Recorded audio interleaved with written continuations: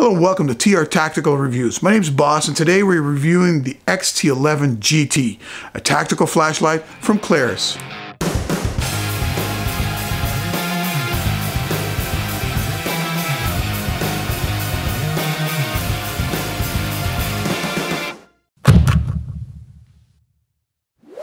So the Klarus XT11 comes in a pretty standard package. We got, all the standard stuff. It's got the lanyard, it's got the holster, the body ring, the extra O-ring, all the standard stuff is in there. But then Klarus takes it one step further, and they include a charger and a rechargeable battery. Now, what does that mean? Well, the rechargeable battery is just simply a rechargeable battery, and the flashlight becomes a charger. So you basically plug the flashlight straight into your USB, like the mini USB, so you can even hook it up to your computer, and it will charge. So no more having to get extra, extra charger, extra batteries. It's all included in the Klarus. That's something I really like. So if we open up the package and look inside, we'll see this. This is the Klarus XT11. As you can see, it's got the basic small back, and then it widens up here. I'm thinking that's because it's 2,000 lumens, and I'm thinking that's because of heat, getting rid of its heat, because some of the other flashlights that, actually I don't think I have a flashlight that reaches 2,000 lumens, that is not a little bit bigger. So maybe there's an issue there, maybe heat something. As you can see on the side, here's a USB charging place, and it's got 3 buttons. Now the 3 buttons is here to turn it on and off. Actually, you can go through the whole menu here.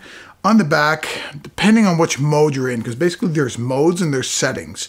There's 2 modes, outdoor mode and tactical mode, and those modes have 6 settings. Now the tactical mode has a little bit less settings as far as I've been able to figure out.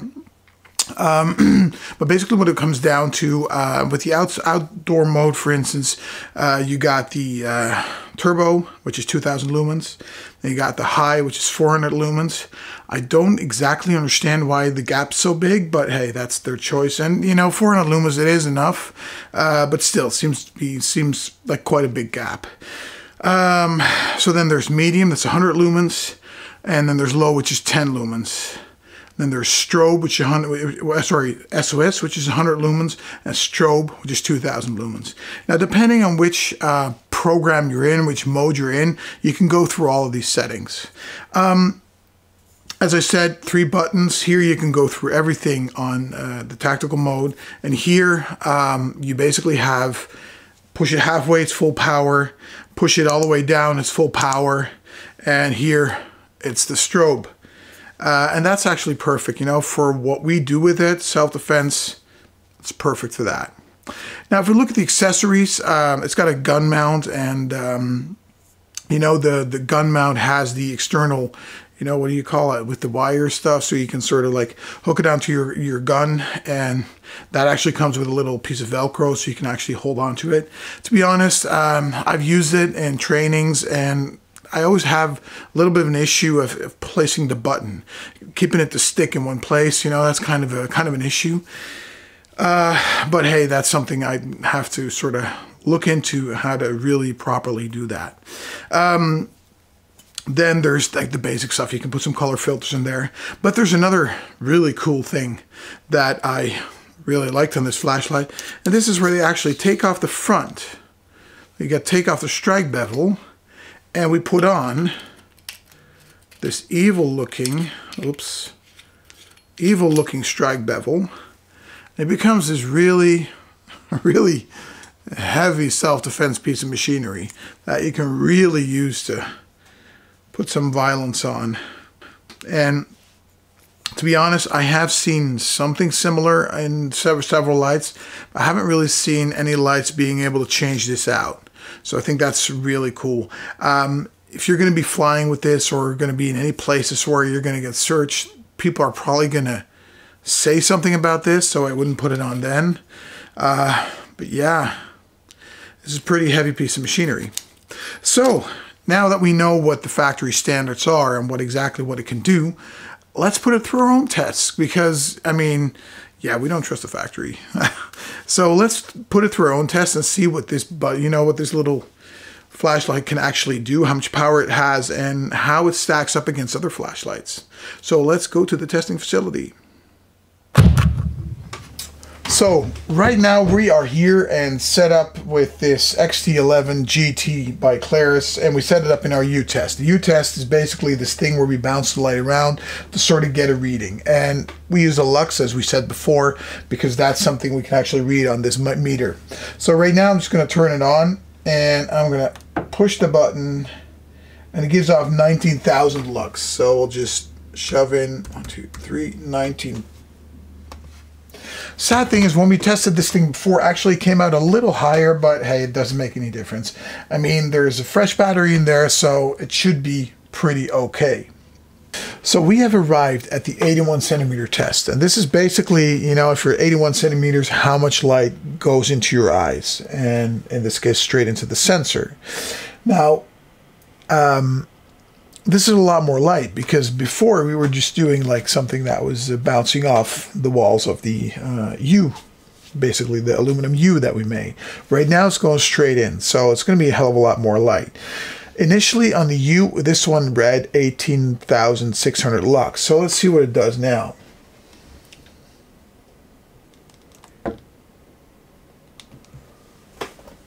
This is 195,000 lux. This is just a little bit shy of what this meter can actually do, because I think it goes up to 200,000 lux and then it stops.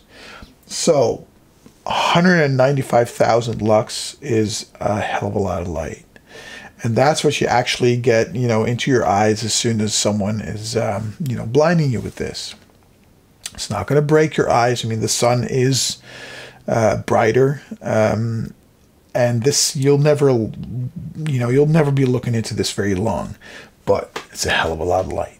So now that we've established that this thing gives off a hell of a lot of light, let's put that in perspective, because a hell of a lot of light really doesn't tell me anything.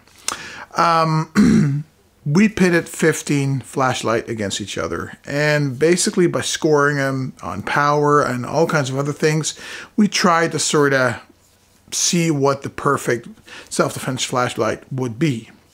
So you saw us doing the U-test. U-test is just basically the one where we can pretty much measure every flashlight we've gotten so far up to 12,000 lumens and see how much raw power it gives out.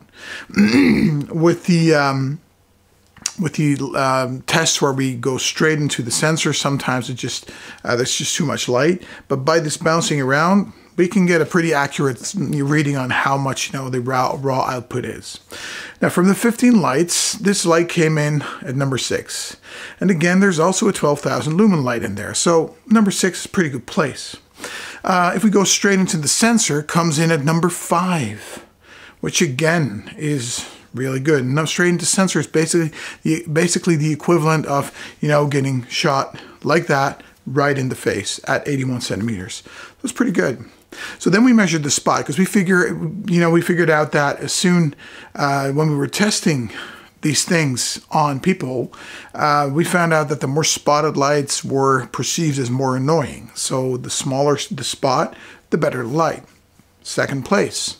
So this one at 1, 2, and 3 meters has the smallest spot, which is also good. I mean, it's maybe a little worse for aiming your flashlight, but still for the annoyance factor, very good. Light fall off. Light fall off is basically we measure the light between 1 meter and 20 meters at different intervals, and we see how much light is left. And this light at at these different distances came in number 6. So again, for light fall off and just sheer distance, number 6. What we did find out that even after 20 meters, light seriously goes down. And for some of these lights, I'm not sure what it says for this light. They claim like 200, 300 meter throw. Not sure about that. We still have to find a place where we can test that, because I'd be surprised if it goes that far. But all of them claim that, so I don't know. Color peak. Color peak, basically we look for a place where the human eye is most sensitive, and that's at around 550 nanometers, which is somewhere between yellowish and greenish, somewhere between there. Now all of these lights have a huge peak in the blue, and some of them go a little higher exactly in the places where it's most annoying for people.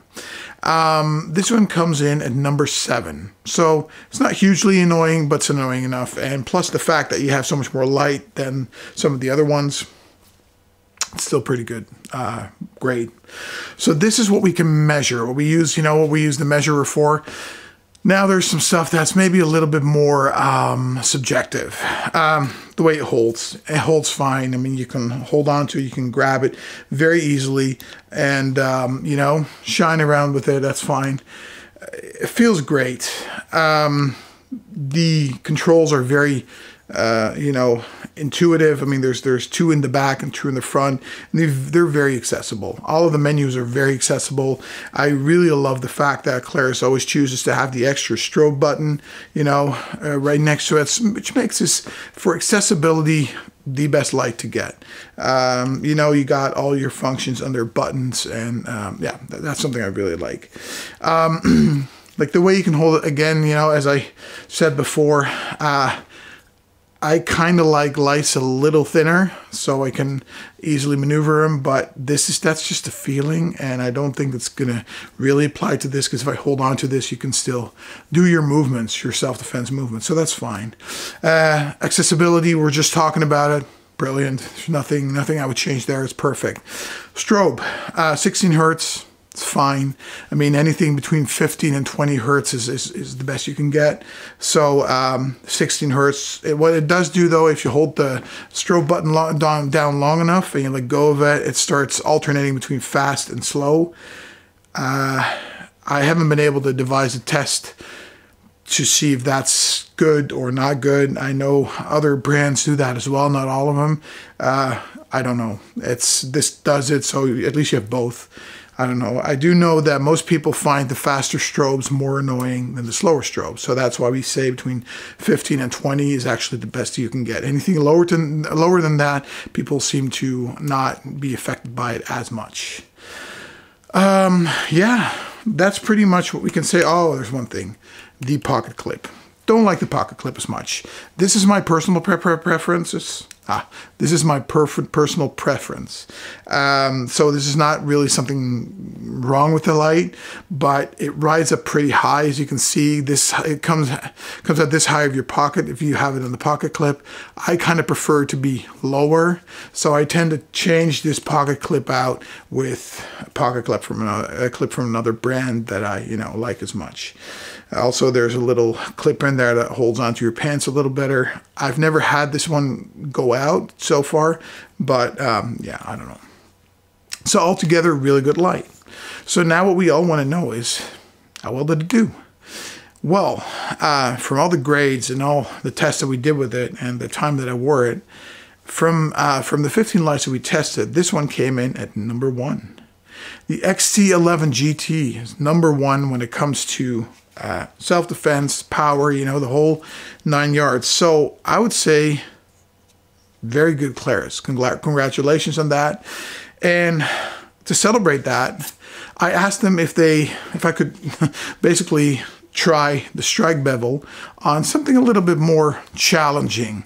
Generally speaking, I don't try the strike bevel because I don't want to break the lights.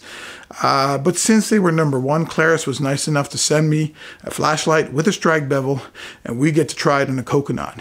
So let's see how that went. So we have arrived at the final test.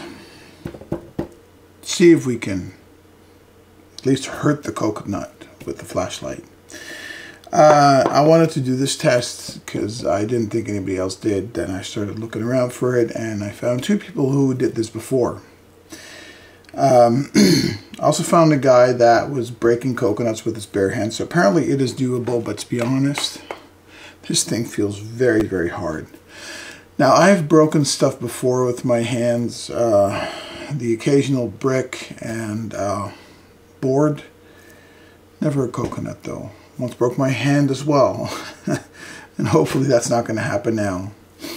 Let's just not, waste any more time, and let's see what happens. I'm going to put a glove on just to be sure, because I'm not sure if there's any sharp shards coming out of this thing. Let's see, let's turn on the light, which is going to be a little bit more show. Let's see what happens then, huh?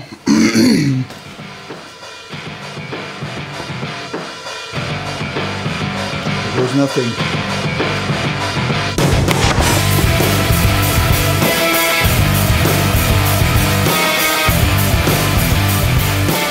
So nothing. There's a little bite in there, but nothing really happened. So the light actually did turn itself off. Here's another shot. You do want to break it.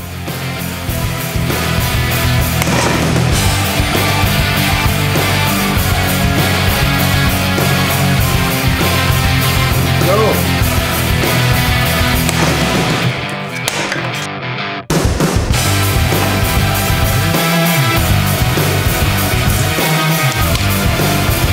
Right, so the light is still working, and we actually went through a coconut with this thing. I have to say, I'm impressed. I am very impressed. I wasn't sure of whether this was gonna work, and I thought it was gonna be, you know, it was gonna maybe break, but it actually is completely fine. The glass is still intact. Klarus, this has earned its right as being the #1 flashlight that we have in our list right now for self-defense. Because this is one mean mother, especially with the strike bevel on it, and it's still completely intact. So I am very, very excited. If you like what we're doing, please like, share, subscribe to our channel, and yeah, what can I say? I'll see you in the next one.